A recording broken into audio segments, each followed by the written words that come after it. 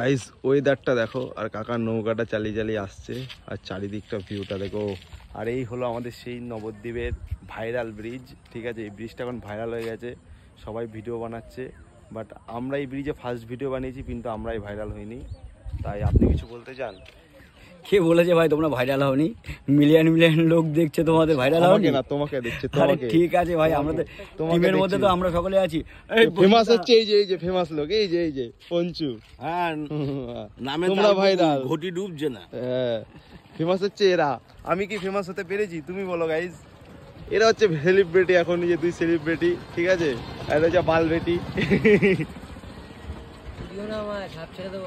কোথায়? ও এরা যে সাপুরিয়া, সরি ভুলে গেছি।